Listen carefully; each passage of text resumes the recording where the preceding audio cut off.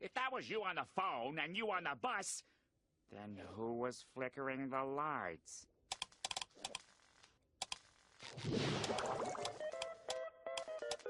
Nosferatu!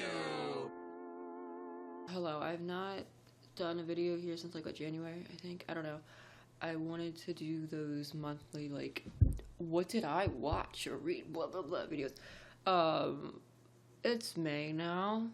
Fair to say I didn't end up doing that. We'll keep it at that. We'll keep it at that. I'm going to do February through, what comes before May? February, March, April. I'm gonna do those three. I barely watched any movies in February. I'm not counting TV shows. I don't know what the fuck. I might count TV shows actually. Don't listen to me. I scrambled brain. Anyway, the only movie I really watched was Renfield that has Nicolas Cage and the dude that played in Zombies, Nicholas Hoult, is that his name? Maybe, I don't know. I went to the movie. The aesthetic visuals of it is great. It's like Dracula. Basically Dracula, if you look at it through the lens of being, him being a narcissist, and then the Nicholas Hoult, if that's his name, character, being Renfield, like, because that's his name, being the victim, which I can relate to. That movie disappointed me. It had everything laid out for it. It had great visuals. It had like the whole like narcissist like abuse little plot line, but then it threw in Renfield getting into a romance with a cop, which is like, yeah, blah blah blah. There are some pieces of media that do that like fine and shit, but this was terrible. It was so fucking bad. And I talked to one of my friends about it, and they said it could be because of the actress. I don't know. Was it Aquafina? It sounds like a brand of water to me. She was not great, and I did not like their romance. It was, like, no chemistry there. I've had more chemistry with dudes that, like, I should have, like, pulled a gun on. To start March off, I rewatched Suburban Gothic and 68 Kill, which I have coined as the Matthew Gray Gubler gets hit in the balls while crazy shit is happening double feature. I didn't put that double feature together knowing that, but watching them both in a row, I'm like, wow, he does get hit in the balls while crazy stuff is happening. This is double feature fucking, this is what they're made for, baby. New shit. I watched The Girl Next Door because movie night shit I was doing with one of my friends, and we were talking about watching that. So we watched that. Very much one of those like crude, is that what you call it? The word crude? I don't know. I was fucking terrible at the spelling bee. I don't know. It's called Girl Next Door. You can figure it out. Early thousands, like, humor. And this dude is just like, oh my goodness, this girl is doing sex work. I need to save her. Like, that white knight, that type of thing. Like, that's why I don't like Pretty Woman. I'm sorry. I know so many people like Pretty Woman, and I don't like it. I liked it, though. Even though that dude was hard white knighting. I think in his circumstances, in her circumstances, it was understandable.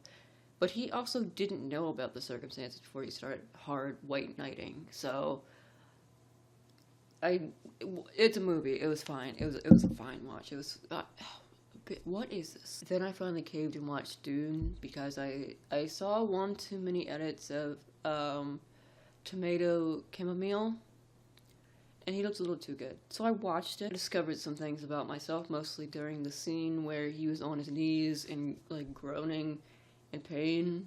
I'm like, listen, I know he's in pain here, but, like, I was very lost. It was a good movie. I mean, it was good, but it wasn't perfect, amazing. Maybe because I didn't understand the story 100%. Or because it was slow-paced. Then I watched Love and Other Drugs that had Anne Hathaway and Jake Gyllenhaal in it. I used to love Jake Gyllenhaal as an actor. Then I found out he said something about how he doesn't shower much. That's all I thought about halfway, like, first half of this movie. I'm just, like, thinking of that. And I'm like, I hope that's not true. But also, Anne Hathaway looked beautiful. Her apartment, I don't know how the fuck she afforded this huge studio apartment in whatever city they were in. I don't even fucking remember. New York? I don't know. While she's, like, disabled and shit. can her people call my people? The character, I don't remember what her name is. But this movie fucked me up. That movie fucked me up. Because this girl is basically like well, he's like a womanizer and shit. And he's like, oh, I gotta, he flirts with women to like get higher ups in his job, which is basically like selling drugs, and then he ends up selling like Viagra because it's a new thing in the market. But then she's also pushes people away and only has one night stands because she thinks she's unlovable because of her chronic illnesses and shit. And she's been left before and told that she's too much to deal with and blah blah blah. That movie kind of just punched me in the fucking face, to be honest. It was very fucking good, Jesus Christ. And then I watched Tu Wong Fu. Thanks for Everything, Julie Newmar. Yeah, drag queen movie that has Wesley Snipes, Patrick Swayze, and another actor. I don't know their name. I'm letting my Mexican roots down. Not actually Mexican, it's one of my friends. Quote unquote adopts me. So this was very fucking good. I love this movie. Drag queens. It usually is all like, oh, well, let drag queens play it. Listen, this was like in the 80s or like, I think it was 80s it was made. These three actors did a fantastic job playing these characters. And it was very, like, I'm not going to explain the plot because blah, blah, blah. But me and my friend were talking about this and we were like, oh, you could very well see these, like, they're drag queens, but the way they talk about their identities is very indicative of, like, trans women. And of course, like, back in the 80s, like, a lot of trans women I noticed, well, not only in the 80s, but especially, like, older times, or trans people in general, they always make jokes. I'm speaking as one, and it was spoken to them, and is in the community, shit, but often sometimes make self-deprecating jokes about our, like, assigned gender at birth and stuff. That's the vibes I was getting with this movie. It was very good either way. The closing line with, I don't see you as a man, I don't see you as a woman, I see you as an angel. It was sweet, but also, like, okay, you know what, your husband was abusing you, you get off the hooks a little bit. Also on an Anne Hathaway kick, I watched Ocean's 8. I love that fucking movie. I don't know how many stars did I give it? I gave it, like, 4.5. I don't know. I loved it though. I thought about going back and watching the other movies that had, like, Brad Pitt, but I don't fucking like Brad Pitt. And to be honest, I'd rather just watch the women version of this. I was a fan of Women. I didn't know what to expect from it at all. I just knew Anne Hathaway was in it, and what's the main actress's name? Sarah something. Was it she in that one movie, Premonition? Maybe I'm thinking wrong of it. I don't know. I grew up just always seeing the Premonition, the DVD, because it was on, maybe not on repeat, but it was always in my face in my household. But it was so good. I loved it. Like, I wish they would make another one just focused on her or the Kate Blanchett. I don't think it was Kate Blanchett. The other older lady. Did I watch The Princess Diaries? Like, I can't remember ever watching this movie. Full stop. Or, like, bits and pieces of it even. Like, it's never one of the movies I got into or the second one. So, it was cute. You know, it's a Disney movie. Princess. You know, oh my goodness, she has fluffy hair and glasses, and you straighten her hair and take the glasses away, and oh my goodness, she's suddenly fit for royalty.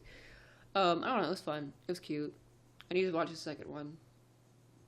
Apparently they're making a third one. That's exciting. I don't know what. I know she gets engaged in the second one. It's called Royal Engagement. That'd be pretty fucked up if she doesn't get engaged in that one. The first thing I watched, oh my goodness, April 1st, I watched Donnie Darko for the first time. I've wanted to watch this movie forever again, my Jake Gyllenhaal phase I had years ago. I didn't know what to expect from this movie. I was shocked, quite frankly. I thought Frank was literally going to be like some figment, like supernatural, well, he was, I thought he was going to be completely that, though. I didn't know it was literally a man in a bunny suit. Even though he was a man in a bunny suit who was a, like, supernatural figure type thing. I love this movie. I like super, like, psychological horror type movies. I think it's more thriller, whatever.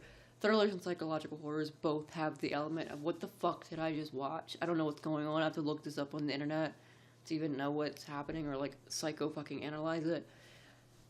But yeah, when I think, I don't know if I was finished with the movie or, like, almost finished with it. I don't know. I had to look up what happened. I'm like, what actually happened in this? And the main consensus I found is, like, blah, blah, blah. He split off and went to a parallel universe, then he came back. And blah, blah, blah. There's a lot of ways to look at it. But I was really interested in that. Even more after I learned that was what was going on. Because I'm just like, I guess it could also be interpreted as he was dreaming it. But I like leaning to the side of he did somehow, like, split it off into a, I don't know. You know what? I could spend a whole video talking about Donnie Darko. That poor kid. Damn, it's like, your world is going to end. Like, everybody's world's gonna get fucked up unless you die. That's so fucked up. It's so fucked up, man. Fuck. I watched Batman Under the Red Hood. This movie, Jason Todd, hello, Jason Todd. This did not help my Jason Todd complex. Like, the first half of the movie was kind of slow and but the ending, when it got to Jason and Bruce and being like, I just want to know why this dude who, like, fucking murdered me is still alive, and he went on his whole spiel about, like, I never thought you would let him hurt me of all people, blah, blah, blah. If he ever did anything to you, I would have hunted him down. But here you are standing, and he's, like, alive. And I'm just like, that hit very hard for a certain situation that is primarily fresh, or primarily very hard to get over, primarily traumatic. Having someone you look up to, and takes you under their wing in some form, they know somebody hurt you, and they don't give them adequate consequences. Yes, I do agree with Jason that Bruce should have fucking killed the Joker. Like, that would have been adequate consequences. Like, take him off the street. What are you doing, Bruce? And them letting you down. I can relate to that a little bit too much. Recent of. Then I watched Lisa Frankenstein. I know people were like, oh my goodness, it's like one of the new horror movies, blah, blah, blah, blah, blah. It's like 80s, I believe it's 80s. It's so cute. It's so cute. I did not expect Cole Sprouse to be playing, like, a trans man, like, Frankenstein-ish monster. Trans rights, and I know that was intentional, because this is the same director, writer of Jennifer's Body. And she did state that any queer themes, she put them in the movie as much as she could. So the whole scene where Cole Sprouse's monster is coming out, like, getting all antsy or, like, nervous around Lisa, and then it finally gets to the point of, like, he doesn't have a dick when it gets to them wanting to bone. And she's like, oh, you don't need one to be a man, that's fine. The scene before that, he cut off the dude she had a crush on. He cut off his dick, and then that scene happened, and then after that, basically, she gives him, like, DIY bottom surgery. So, trans rights. Then I finally watched the Rocky Horror Picture Show. I never watched this movie because I was friends with somebody who ghosted me and then traumatized me through ghosting me. That was the whole thing. They told me, like, oh, you might not want to watch this because the word transvestite is used in it. And now, after watching it, I'm just like, I fucking love this movie. Like, how dare it was gatekept from me. It was all over the place, of course, but I like Frank and his whole thing of just being a dude who, like, dresses up. Sweet transvestite. From transsexual Transylvania. Like, me minus the evil scientist part. Maybe. And I watched The Hate U Give. I wanted to watch the movie for a while. Had a like little KJ Appa ish little phase at one point when I was really into Riverdale and stuff. But he's kind of like I don't know, he's KJ Appa, whatever. Blessed up, you're finally free from the Riverdale's clutches, but damn. I had to read up on some more stuff about it, like what's different versus the book and that. I don't know. I thought it was fairly good. General consensus is that fuck cops. And also Amanda, what's her name? Their name? Oh god, they use they, them pronouns, I think so. The only other, well, I've seen them in 2 movies. Everything Everywhere, or Everything Everything, it had, fucking Simon, what's his name? He played Simon and Love Simon. And then her and, Come As You Are, like, good movie. Recommend watching it if you want to be like fucked up in the head for like a week. It fucked me up in the head for a week. Then I watched Death Becomes Her because I saw a lot of people talking about that and stuff, or like it got a bad review from like some popular like movie review website or something. And people were like, "Oh my goodness, it's so good." I watched it. It was so good. It's fucking campy. It's like has the witchy tones to it, kind of magic. The magical lady who gives these 2 ladies a potion because they're fighting over a man who, quite frankly, the 2 girls should have just kissed. You should have just kissed. Heteronormity is one hell of a drug. You want to talk about that potion? They should have made a potion that got rid of their heteronormity and just made them kiss already. I don't know what to say. And then the last thing I watched in April was Lord of the Rings. I know.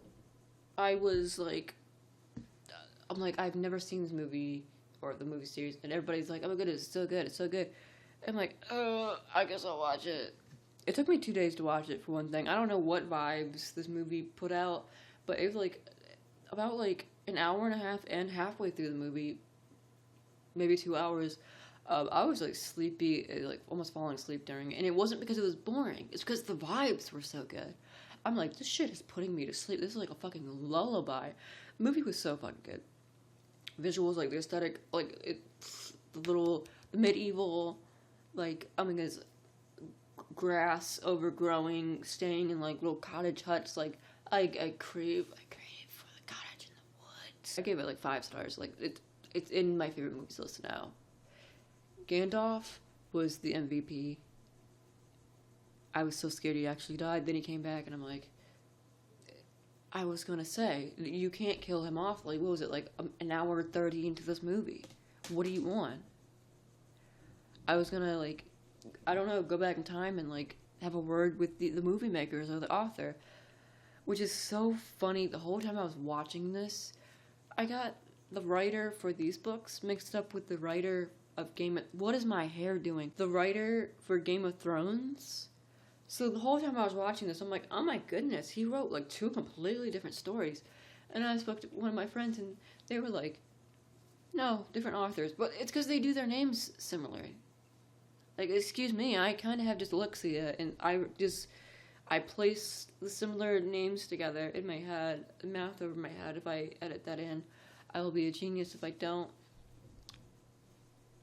I wasn't good at spelling bee. Yap. Wait a minute. I forgot. Books. I finished Losers Part 2. I don't know if I put that in my first one. I don't think I did. Maybe I did. I don't know. I finished Losers Part 2 by Harley LaRoe. Learn it's Harley LaRoe, not Harley LaRux. Excuse me. Why is the X there? It's silent. It looks cool, but like, okay, whatever. Then I started the Souls trilogy that they have, and I finished the first one, Her Soul to Take. I loved the vibes at the beginning of it, because it's like very like, oh, it's a occult, witchy, blah, blah, whatever thing, town. Ray was also described scarily similar to me. Like, if I had my glasses on right now, or even like my big rim glasses that I have, I don't know where they are, I would look very similar to her. I also have my chest, nipples, if you will, pierced. I didn't get them pierced by a demon, though, while I was riding a toy, though. I don't know how she did that, by the way. That scene still boggles me. I'm like, girl, how the hell were you focusing on that while getting stabbed. I was seeing the lights, like I was laying down while getting mine. Also, my piercer was like heavily breathing above me. It was not a pleasant thing. I was kind of dissociating because it was. Yeah, I didn't feel good. I got one stabbed. I was seeing the lights. I got the other stabbed. It's like I got fucking 2 times of seeing the light. And then when I sat up, I had to lay back down again. I almost passed out. How was she riding a toy? I spit. I don't know if that showed up. She riding a toy while this demon is sticking a needle in her nipple. How did she do that? How did she do that? Was that the power of their, like... Wait a minute. She didn't even sell her soul to him at that point. That was all her. Ray's stronger than me. Ray's stronger than me. I will say that Ray... Her reactions to everything were very justified. Very, like, you know, understandable. But so many times in the book, I'm like, girl, we don't have time for this. Like, Leon's like, give me your soul and I will protect you from this cult that's trying to, like, kidnap you and sacrifice you to this old god. And she's like, no, blah, blah, blah, blah, blah, blah. At one point, she cast a summoning circle, or not a summoning circle, she cast a binding circle for Leon when he's in her house. And, you know, that's very triggering to him because of plot stuff. And I'm like, girl. And she's like, oh my goodness, you have to protect me or I'm not letting you go. It's like, you are so dumb. He told you how he can protect you. Like, I understand selling your soul is like a big deal. That's what I'm saying. It's like completely justified. But how are you going to try to bind him? And be like, you need to help me or else. Like, no, if you want to be making deals with him, you need to give him your soul, girl. A crazy fucking cult is trying to kidnap me and sacrifice me to an old god. Listen, it's either that or selling my soul to a demon who was like, they were already growing acquainted. Well, at first, they weren't. And obviously she ended up giving him his soul, her soul. I don't know, maybe Ray came out. If I'm playing Ray, she has transitioned.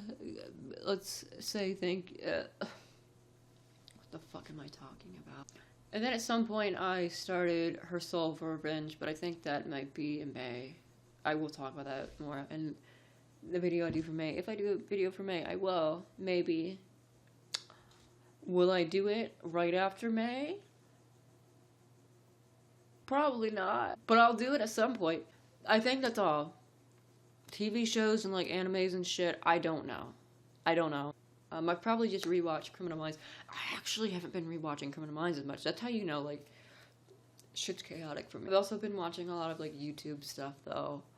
Like, Let's Plays or, like, that type of stuff. So, I can't really log that. So, yeah, that's all. I think. I don't know. It doesn't matter if I think it or not. That's gonna be the end of this video. Bye-bye.